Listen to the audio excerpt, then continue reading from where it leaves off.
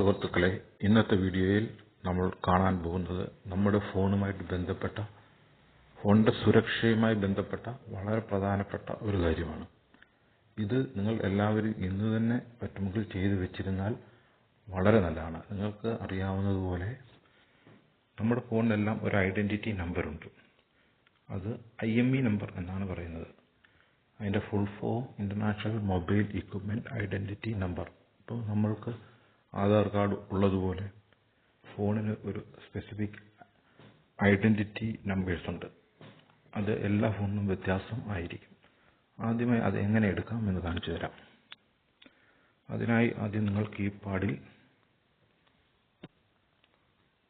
*#06# എന്ന് ടൈപ്പ് ചെയ്യുക.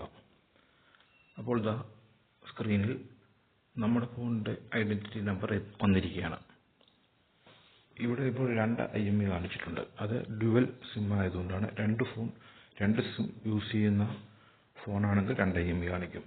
ഈ IME നമ്പറിന്റെ പ്രാധാന്യം, നമ്മളുടെ ഫോൺ എപ്പോഴെങ്കിലും മിസ്സാവുകയോ കൈമോശം വരികയോ മോഷണം ഉണ്ടാവുകയോ ചെയ്തു കഴിഞ്ഞാൽ നമുക്ക് ആ ഫോൺ കണ്ടെത്താനുള്ള ഒരു ഐഡന്റിറ്റി നമ്പറാണിത്. ഈ നമ്പർ എല്ലാ ഫോണിനും വ്യത്യസ്തമായിരിക്കും. ഇത് നിങ്ങൾ ഒരു പുതിയ ഫോൺ വാങ്ങുമ്പോൾ തന്നെ ചെയ്ത് ഇതിന്റെ ഒരു സ്ക്രീൻഷോട്ട് എടുത്ത് നമ്മുടെ ഡ്രൈവിലോ എവിടെയെങ്കിലും സേവ് ചെയ്ത് വെച്ചിരിക്കേണ്ടതാണ്.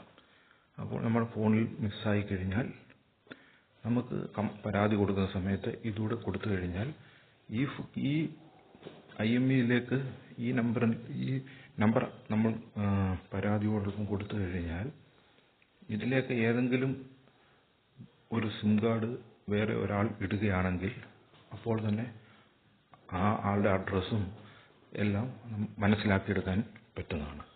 അതുകൊണ്ട് ഇത് എല്ലാവരും ചെയ്യേണ്ടതാണ്. അപ്പോൾ ഇങ്ങനെ എടുത്തു കഴിഞ്ഞാൽ ഉടനെ ഒരു സ്ക്രീൻഷോട്ട് എടുത്തിട്ട് ഞാൻ സ്ക്രീൻഷോട്ട് എടുത്തിരിക്കുകയാണ്. എന്നിട്ടത് ഷെയർ ചെയ്യാം. ഷെയർ നമ്മുടെ ഡ്രൈവിലേക്ക് തന്നെ, ഫോണിലേക്ക് നിന്ന് സേവ് ചെയ്യാതെ നമ്മുടെ ഗൂഗിൾ ഡ്രൈവിലേക്ക് തന്നെ സേവ് ആക്കി വയ്ക്കുക. ഗൂഗിൾ ഡ്രൈവിൽ തുറന്ന് ഇവിടെ ഞാൻ ഒരു ഫോൾഡർ ഉണ്ടാക്കി വെച്ചിട്ടുണ്ട്. മൈ ഡോക്യുമെന്റ് എന്ന ഫോൾഡർ ഡീഫോൾട്ടായിട്ട് കാണുന്നതാണ്. അവിടെയൊക്കെ നമ്മുടെ സ്ക്രീൻഷോട്ട് വന്നിരിക്കുകയാണ്. ഇതിന്റെ നെയിം ഒന്ന് ചേഞ്ച് ആക്കി കൊടുക്കുക. ഫോൺ IME എന്ന് തന്നെ കൊടുത്തു വെക്കുക. ഫോൺ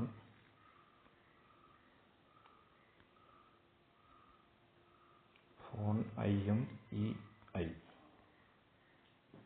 ഇത് കൊടുത്തു വെച്ച് സേവ് ചെയ്ത് വെച്ച് കഴിഞ്ഞാൽ ഇത് ഇപ്പോൾ നമ്മുടെ ഡ്രൈവിൽ നമ്മുടെ ഫോണിന്റെ IME നമ്പർ, അതായത് ഐഡന്റിറ്റി നമ്പർ നമ്മൾ സേവ് ചെയ്ത് വെച്ച് കഴിഞ്ഞു. ഏതെങ്കിലും ഒരു കാരണവശാൽ ഇത് മിസ്സാവുകയാണെങ്കിൽ നമ്മുടെ ഡ്രൈവ് നമുക്ക് വേറൊരു ഡിവൈസിൽ നിന്നോ വേറെ ഫോണുകളിൽ നിന്നോ ആക്സസ് ചെയ്തുകൊണ്ട് നമുക്ക് അതിന്റെ ഒരു കോപ്പി എടുക്കാവുന്നതാണ്. അപ്പോൾ നമ്മുടെ ഫോണിന്റെ ഈ സുരക്ഷ എല്ലാവരും ഇന്ന് തന്നെ അറിയാൻ വയ്യാത്തവർക്ക് വേണ്ടിയാണിത്.